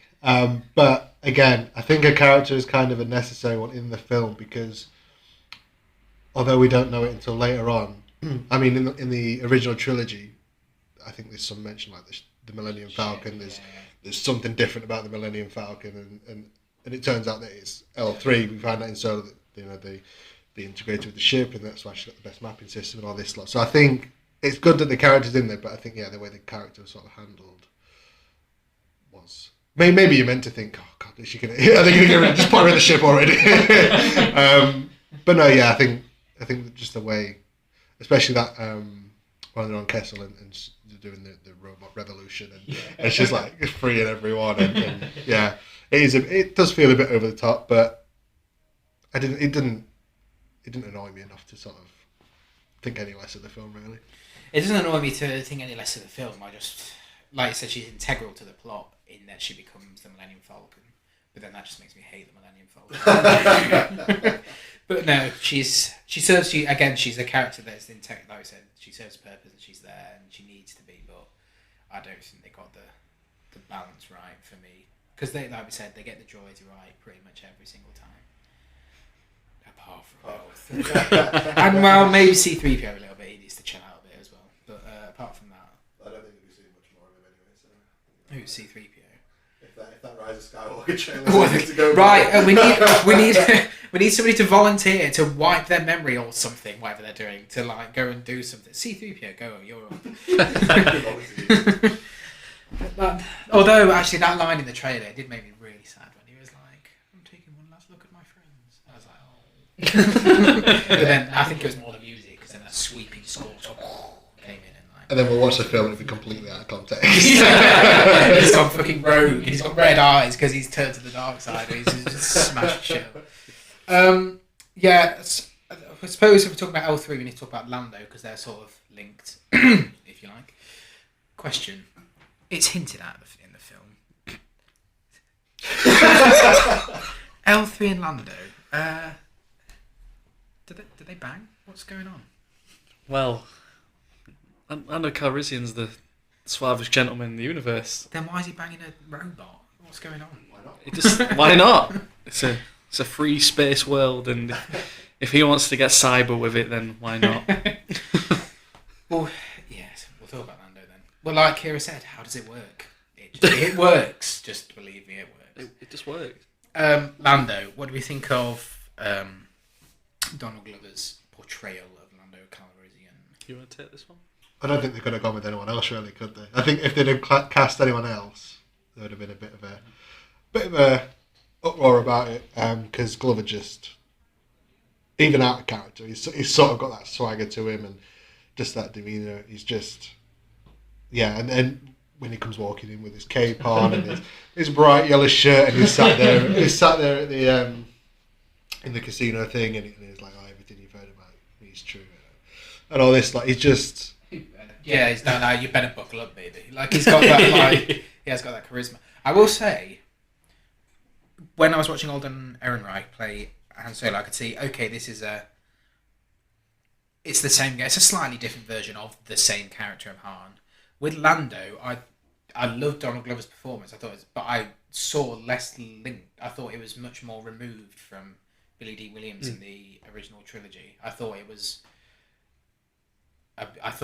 was almost like a different character to an extent for me, and that's not saying I didn't like, because I loved his portrayal of that. I thought that character was great. Again, in that setting where you've got a load of people that are really just out for themselves. Like, it's not, nobody's really loyal to anybody. I thought he was great. Like, he had that charisma and that bravado, but it felt a little bit different to the Lando we saw in. He was a lot more. I think the Lando in the originals is a lot more sort of stern. Like, he's got that sort of charisma and suaveness about him, but he's a bit more sort of stern. I suppose 30 years of Empire rule will do that. Oh yeah, it's like you were saying with what Tom was saying was Jyn Erso.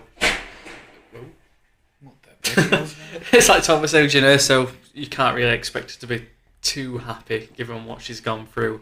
I think maybe the Lando we meet in Empire, like you say, with the Empire like reign over the galaxy, maybe he's not going to be quite as kind of upbeat. And he lost the love of his life, L3. He did. And Han took her away from him. Literally. His two loves, his ship and his robot, both were combined together. And I was like, yeah, cheers, pal. Just imagine, like, you know, the picture of Wolverine with the picture, just Lando with like a picture of the Millennium Falcon. Yeah, so again, it's good. Again, it was a character that they probably had to include Lando, because then again, you have that whole dynamic between them in Empire Strikes Back, where it's like, oh, you took my ship and all that. They hint at the history between them, so it was probably necessary that if they were going to do this film, necessary that we saw that. We talked about it I feel like we've been quite complimentary about Solo over the last however minutes. Is there any bits that you were like, oh, what are they doing here? It's a good question, actually. Because I know a lot of people don't rank Solo as highly as Rogue One, but from our conversation, it kind of seems like it's flipped the other way around. I can't remember what my Stars ranking is now, but I think it is in my top 5. So Solo I really like it. Problems of it. Maybe the Amelia Clarke character isn't as developed as she could be. I understand what they've done with it. It's kind of like because everybody's double crossing and triple crossing and whatever. She needs a cloud hanging over her. There's some sort of what's she been up to over the last 2 years? But I do know what you mean. Yeah. think because she's so linked to Paul Bettany, a lot of the kind of spotlight is on him in his role. And then at the end, when she's like, "Yo, I'm best friends with Darth Maul," I don't buy it that much. I don't know where that came from at all. Like, because it's Crimson Dawn, isn't it? Who are Crimson Dawn? Remind me. What are they doing? Are they related? Have they got connections with the Empire? I can't remember. Or are I don't think they're directly connected, but they probably like deal with them Yeah. in some form or another, do some dealing. So was at the ending where Darth Maul is inexplicably revealed to be the sort of the mastermind behind Kira's character. She is acting as his spy. It would seem so. So she's acting as his spy, but then acting as Dryden's spy to go, his aide to go and get the thing from Kessel. So Well, then to Maul, I think didn't she say something like she lied to him and said that Dryden had been killed by. yeah, Did she lie and say it was by Beckett? And then he says, "Oh, like one person couldn't have killed him or something." Yeah. She was just lying to him. So I don't know whether. Yeah, it doesn't really.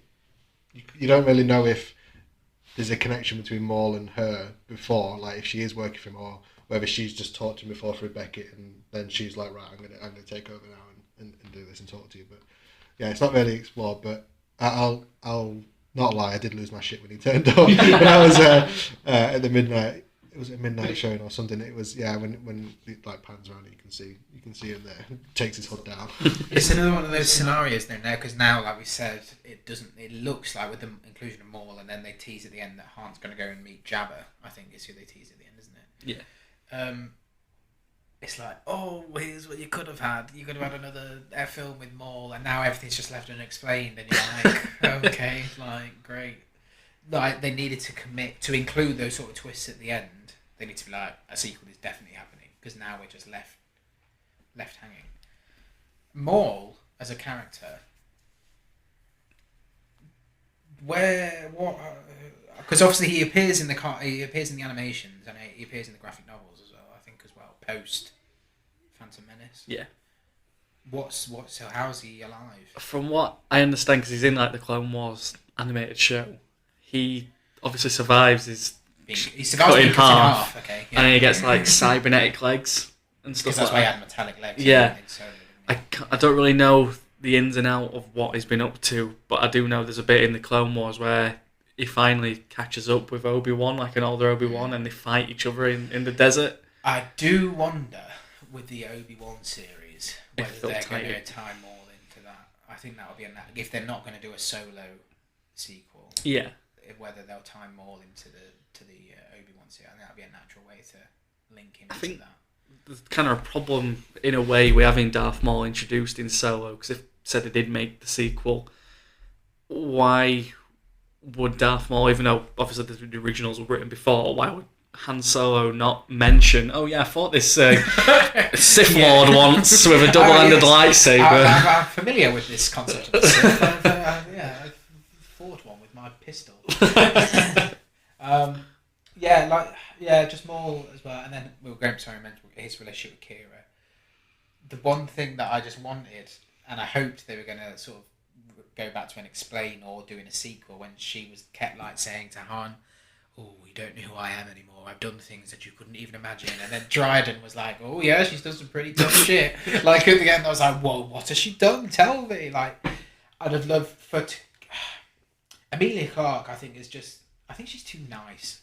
Like she's really sort of like kind-faced, and like she's really sort of like she's well-mannered. Like I didn't buy that she was like she'd done 3 years of Hard time. terrible things without me having explicitly telling me or showing me what they are, because I don't think I bought that she was capable of that.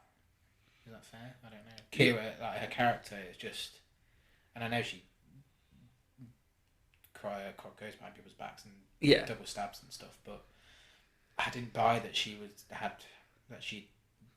done stuff. Yeah, I think she kind of has the same problem that she has here in the Terminator film that she did. Yeah. I don't really buy her as like a badass. It's the same thing that happened in Game of Thrones as well. Like in the final series, everything she'd done up to the final series, you had this idea of what Khaleesi was, and then suddenly she's like, I'm now a fucking crazy person who's going to kill everyone. And I don't believe that she's, without seeing the build up to it, I don't believe that she's capable of that. I mean, moral of the story is Emilia Clarke's too nice. I think in this, I buy her. She's almost got like a Bond girl kind of.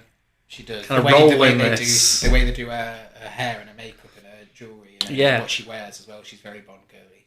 She's a bit more like explored than the average Bond girl.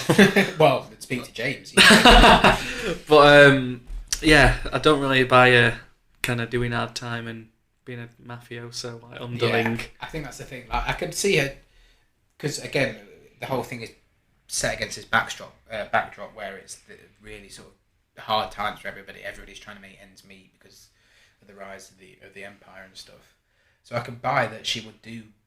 She, like anybody else in that time, would go and do things that they needed to do to go and make ends meet and better themselves or whatever. But without explicitly seeing it or telling me what she did that was so terrible, I don't buy it.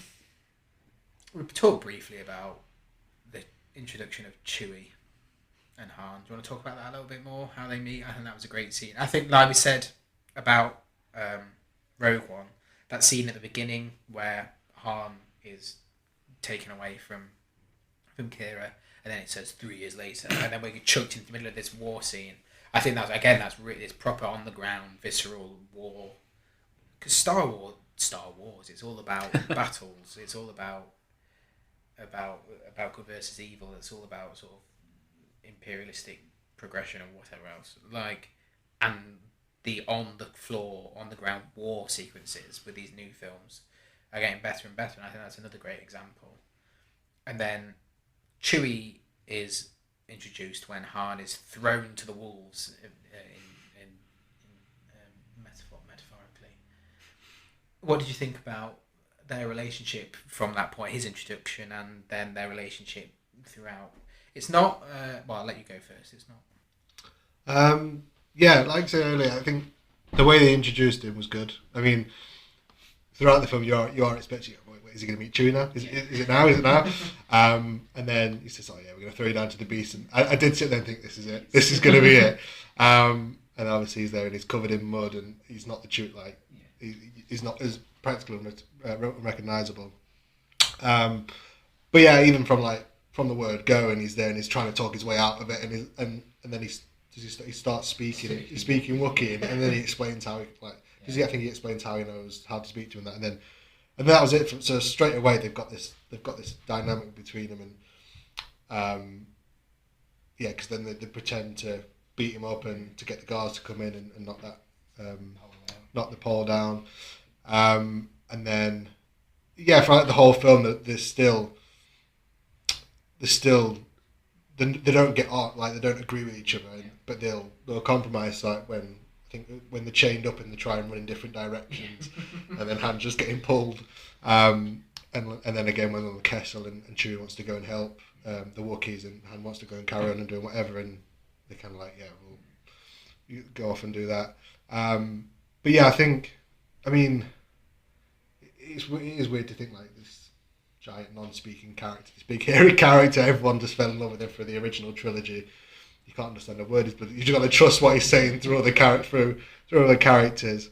But there is just something about him, and I think to witness that from the beginning and see how it happened, I think it was really good. I read an interview with George Lucas about how he came up with the idea of Chewie, and he came from the idea of his pet dog. I think he was in the car driving, and his dog was on the passenger seat. I'm sure that's what I might be making. We might be being sued by George Lucas. I think he said he was just driving his car and his dog was on his passenger seat, and he just looked over and thought, because he'd come up with the idea for Han, and it was like, it feels a bit incomplete, and it's like, what does every man need? And it was like a faithful sidekick, and that's how he kept, because he looked over at his pet dog, and that's how he came up with the idea of Chewie. That's awesome. Sam, what do you think? Chewbacca and Han. Again, really like Chewbacca, like with Han Solo. Really like the introduction to him, like you were saying before we started recording. kind of play him up to be like this beast. it's beast. it's just Chewbacca chilling in this mud pit. It was very reminiscent of the scene from Return of the Jedi where Luke's chucked into the pit to fight that thing. I don't know what it is. That horrible thing. It's very reminiscent of that. Yeah. No, I really like the dynamic between them as well. It feels very natural and authentic, and it's accurate to how we would see them later on. Yeah, I really like Chewbacca in this film.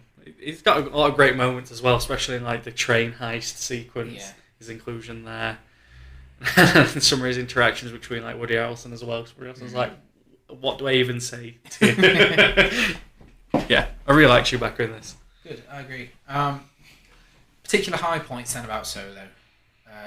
We've mentioned the train heist, which is particularly good.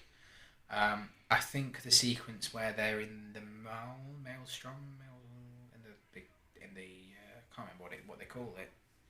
It's like a maelstrom, isn't it? When they're going through there and then they do their jump to hyperspace, and you've got that whole thing where they're being pulled into the We've started talking about Solo. We've not talked about the Kessel one yet. Yeah, and then it does his thing. So yeah, I think that was a particular high point for me. I think that was good again. And then obviously there was the big Star Destroyer appeared, and they're doing a blockade there, and that was great. And that was quite scary. It's quite like a horror film with all the tunnel of cloud, and then they're lit up by the lightning, and then they sent out the TIE fighters, whatever they were. I think the high point for me is the whole Kessel mine sequence. Again, it just feels like the Temple of Doom, like final act to Indiana Jones breaking out of the mines. Yeah. It feels like that, and it shows maybe like kind of the first time you see like Han Solo, kind of really embodying that kind of like smuggler warrior. Well, not warrior, but you know what I mean, kind of character, and it's actually teaming up for something else other than himself at that point. I think that's the kind of like turning point in the film where you realise he's kind of going on to what we see him in A New Hope. I think the Kessel Run, for one, I mean, less so what actually happens, but more visually, like the whole design of it was brilliant. But probably throw a curveball here and say the last third where they're on that planet with I can't remember what they call what's that group?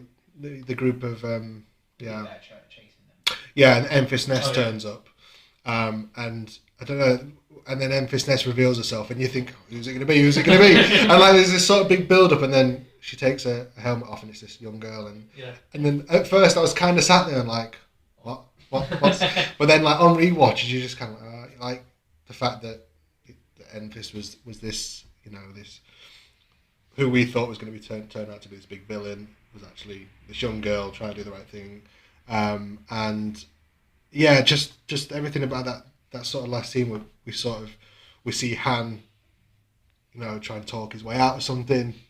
Lando flies off, and then you see Kira, and she's like, she's telling him that you can't trust people, and it just all sort of comes full circle in that scene, and then the planet and the cinematography is really nice, and the score that plays underneath everything is it's just. I think that scene. I think that's the high point for me. It's just there's not a lot goes on action wise, but the exchange of the dialogue and just sort of how everything comes together in that last bit pre going on to Dryden's ship kind of thing. It worked really well, I think. Yeah, like I said, it's the way that, because this is a story about people doing people over and backstabbing and double crossing. So, like you said, the way that those storylines all tie together in that final third, like Rogue One, the stuff that comes before it isn't perfect, far from perfect, but you get the payoff in the end. I think. I think kind of dovetailing off what you just said, Tom, the beach sequence, the shots of the kind of gun duel. Yeah. That's awesome.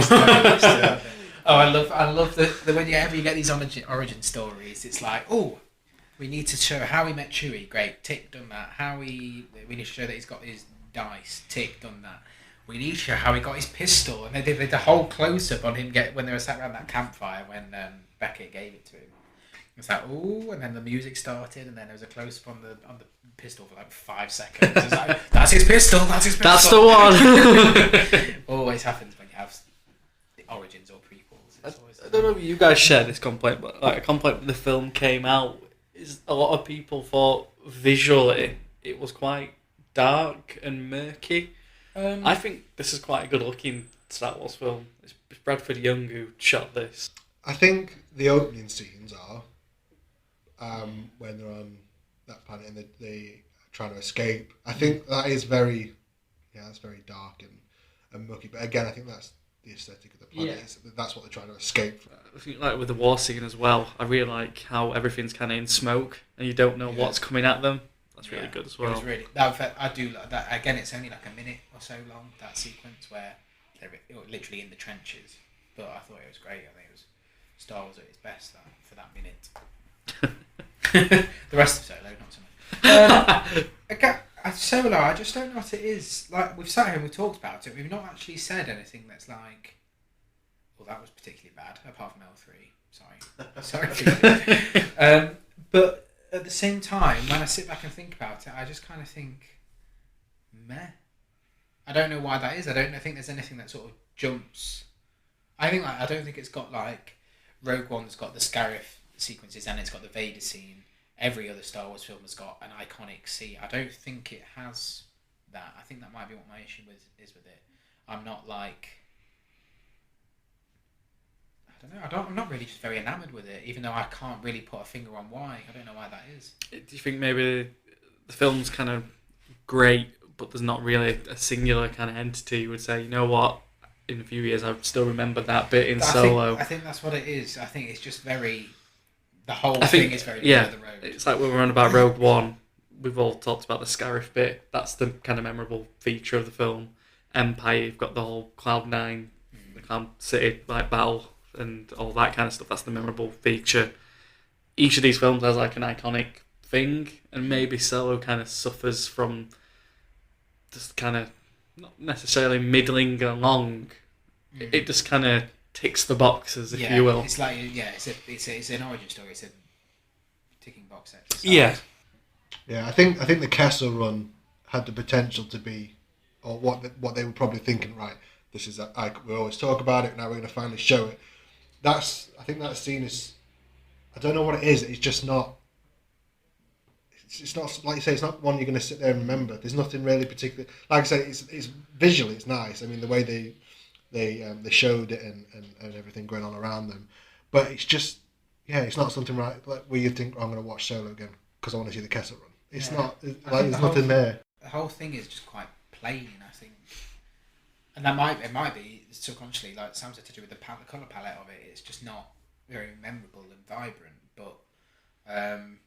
I just think it's fine. Is that a good summation of Solo? A fine story. It's Solo, a fine story.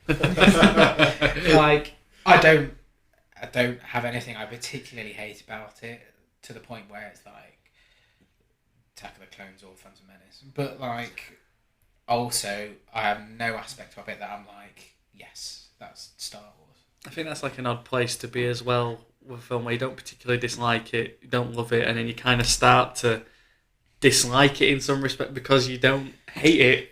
It's a weird one. But I think of like compared to Rogue One, there are bits of Rogue One that I love, but there are bits of Rogue One that I hate as well.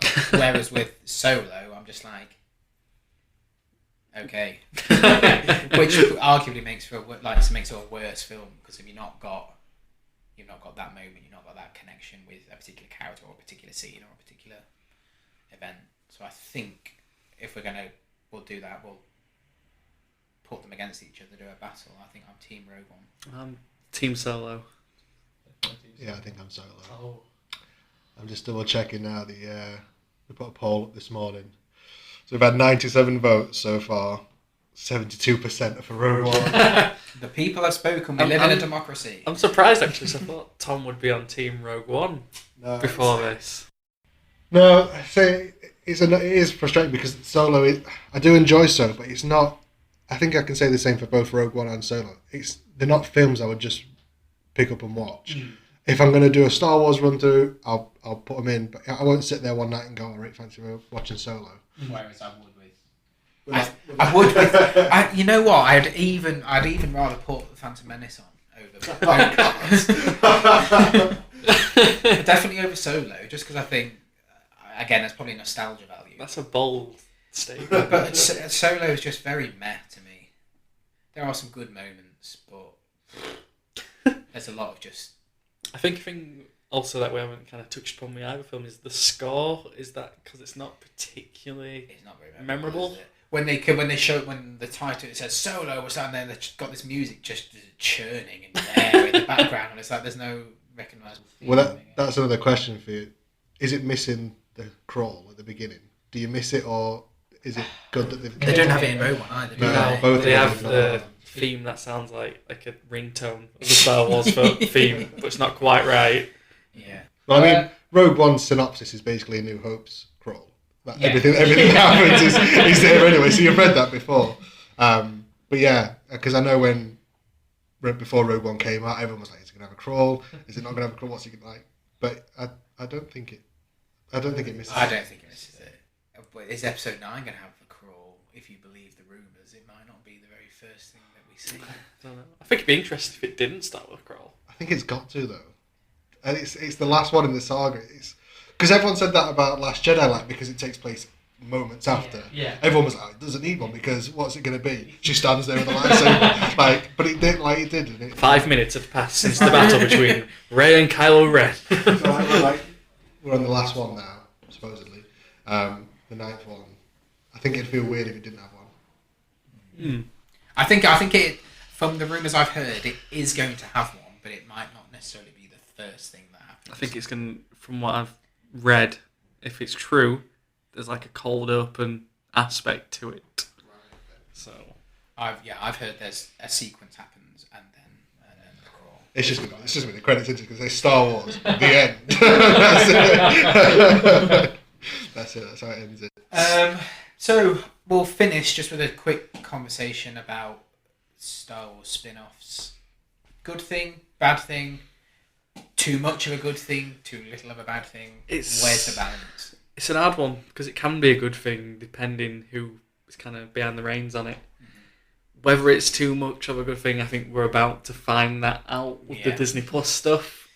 As I said, I've not watched The Mandalorian yet, but it's been well received from what I've seen so far. I've seen enough Baby Yoda. Yeah, I was going to say, are people enjoying the series or just people just going freaking ham on Baby Yoda? The Obi-Wan series, I think we're all going to watch that. I think that's a given. Yeah, anything. I love you. Great. Whether the other stuff like the Cassian show and anything else they've kind of got in the works. The Cassian show Tonight. Whether those shows work, anything else they've got in the works is tangible. I don't know. It's a difficult balance because, like we said, Star Wars is literally a universe of stories you can tell. There is so much stuff you could do outside of the Skywalker story, but how much is too much is the question. Is the Star Wars fatigue a thing? I think it's kind of worrying on kind of Disney's part. It's not related to Star Wars, but they've just announced that they're doing a Disney Plus show about a side character from the Aladdin movie that came out this year. And then there's been an article a few days ago. There's been an absolute hoo-ha about that, by the way, because he's the only white character. So he's the one that's got the spin-off. Well, it's like I read the article the other day about the main guy who played Aladdin, and he struggled to He's not having an audition since. He's struggling to get roles, and then Disney are like, you remember this character that was in it for like 15 minutes? Give him a show, why not? It's just, what have they got planned Star Wars-wise? What have they got planned film-wise? We've got a Ryan Johnson trilogy. Apparently. At some point. There was something, well, now they've backed out, the Game of Thrones Rise were attacked, weren't they, at one point? Was that for the same thing? Was that for the Ryan Johnson? I don't know whether this is true, but apparently Ryan Johnson was doing his thing, then Kathleen Kennedy got the Game of Thrones right and said, you write a trilogy as like a separate thing, and we will pick which is the better of the two. Whether this is true, I don't know. But it's apparently, like the Joker scene when he chucks it.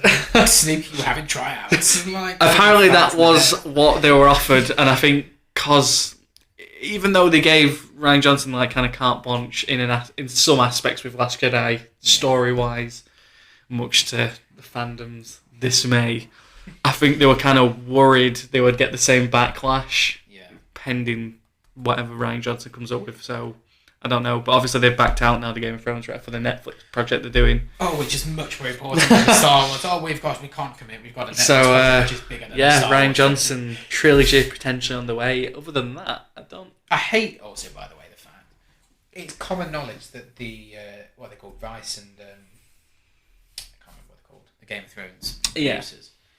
It's very common knowledge, I think, that they rushed the final series of Game of Thrones so they could crack on with Star Wars. I think they basically admitted it earlier. Yeah.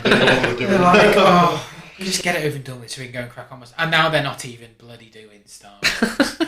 Ruined Game of Thrones. whatever they're doing with Netflix must be I know. If pretty it's good. If it's more important than a Star Wars trilogy, yeah. But yeah, I don't think we've got anything else in the pipeline film-wise. I think there might be quite a considerable break after. I think they have announced. There's something they've announced, but they're unattached. Or they've got a director attached, but they haven't announced who the director is. I think I saw penciled in for 2022. I don't know what that is. I think it's just a Star Wars film. Well, I think the idea was going to be once this finished, we would get all a Star Wars story movie things. Like we were supposed to have the Boba Fett one by James Mangold. Yeah. Then they canned that. Well, did that not kind of become the? Were they not? I'm not sure. And then I think Josh Trank was attached to one at some point. He just gone fucking wild on Twitter. He was attached to one, and I'm sure the various names have kind of been in the stratosphere for them. So I really don't know where it could go next. Well, I think. Do you think this is the end of the Sky? We'll finish off with a little chat about Episode 9 and what we want. Do we think this is the end of the Skywalker story? Do we honestly think that they're gonna can it? I would hope so for the sake of the finality of what they're building with the new trilogy. I think it would be very cheap to be like, this is the final saga. This is the end of the Skywalker story. 10 years later, surprise! And it's like, something's happened again. Somehow. Well, yeah. We'll see. Well, actually, we'll know obviously more once it's out whether that feels like a final. I was going to say final nail in the coffin, but that's very rude. I like that. Maybe some Star Wars fans feel like that. Whether that feels like a proper conclusion. But yeah, Disney. The thing is, it's a fine balance. Keep making Star Wars content forever, but don't drown us in it. I think that's what the request, isn't it? Yeah, I think Disney Plus it's great, but I think they've got to be careful with what they do. Like you say, you don't want to be. I mean, we're sat here saying don't drown us in Star Wars, but there's like God knows how many Marvel shows coming out like next year, and we're all like yes. So it's I don't know. Yeah, I mean like I think like these sort of spin. I think Solo and Rogue One, they could have worked well as Disney Plus series, like 10 episodes, split it down, maybe get to explore. Because I mean, The Mandalorian is, it's watching it. You can't think how they would do this in a film. It would be so rushed. It'd be, condense that down to 2 hours, or whatever. It's and I think breaking it down as it has worked in its favour. And I think going forward it would be good to sort of explore, because like you say, the Star Wars universe, it's so more than all the characters we've met. There's so many people out there, and the comics have explored all sorts. I mean, and the books and things like that. There's so many interesting characters that they could introduce in that have not even come into it.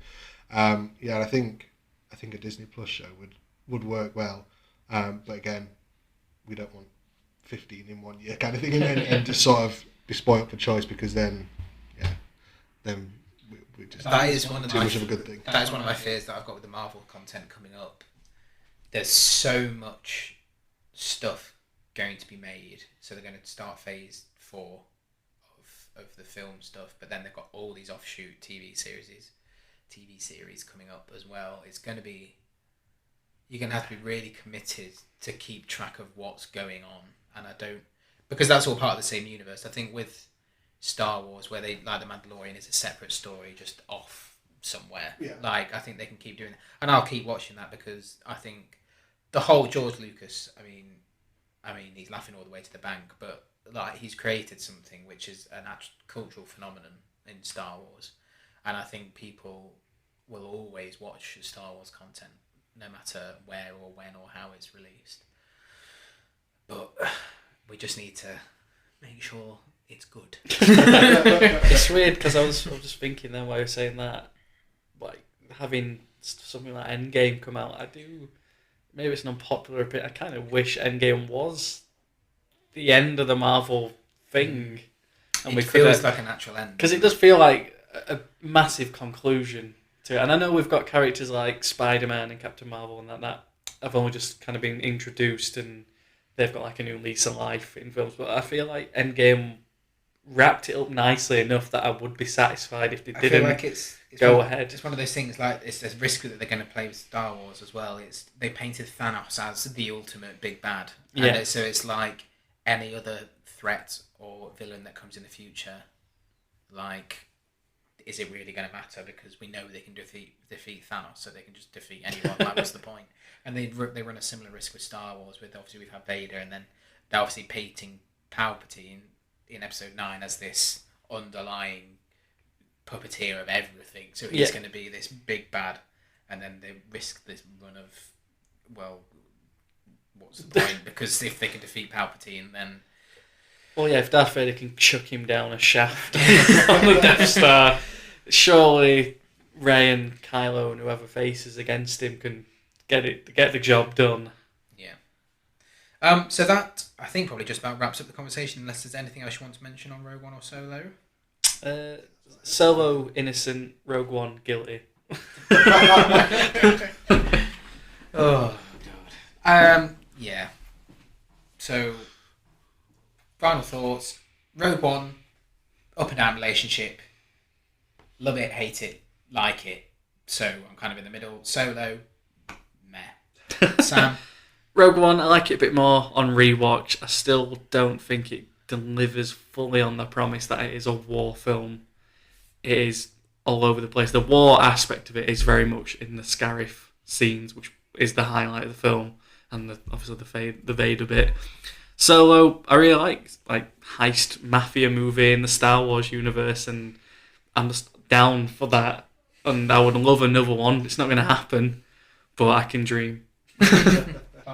Enjoying both. Again, they're not something I'd just pick up and watch on a Friday night. And I don't know what that really says about the films in general. I mean, when I watch them, I enjoy them, but they're not just something I would pick up and say, "Oh, I fancy watching that," just because it's just something. There's just something not quite there, but doesn't stop me from enjoying it when I do watch them. So yes, like we mentioned at the beginning, this was the first of a series of shows that we're going to do over this next week. We're going to release one every single day in the lead up to episode 9 releasing. So Sam's got his work out editing those. So today, obviously, you've been listening to this, and then tomorrow it's going to be the prequels chat, which is done by Team USA. That's Audrey, Fiona, and Jeff, I believe. And then after that, they're going to do the original trilogy, which is going to be Dave, Nick Stan, as we call him Stan. Stan Astra. Stan Astra. And Chris are going to be doing that. And then it is the sequels episode, where it's going to be headed up by Sarah, and she's going to be joined by Reese and Holly. And they think they're going to do a bit of a chat about what they want in episode 9 as well. And it's up in the air at the minute, but there might be an episode 9 preview show as well, coming from Dave and some others as well. If that gets done, enjoy that. If not, don't worry. So keep an eye out on all our social media and stuff, because we'll be posting links to all those stuff over the coming days. Enjoy Star Wars Episode 9. Don't go in expecting certain things, because you'll end up being disappointed like some people were in The Last Jedi. Just go in, open mind, embrace it, enjoy it. And us three will be back, joined by Jacob. We're going to do a JumpCast review of Episode 9 at some point between the release and Christmas. So that's it. Thank you, Sam. Thank you for having me on again. Thank you, Tom. Thank you, Nick. Thank you, me. Like I said, keep a lookout. There's lots of Star Wars content coming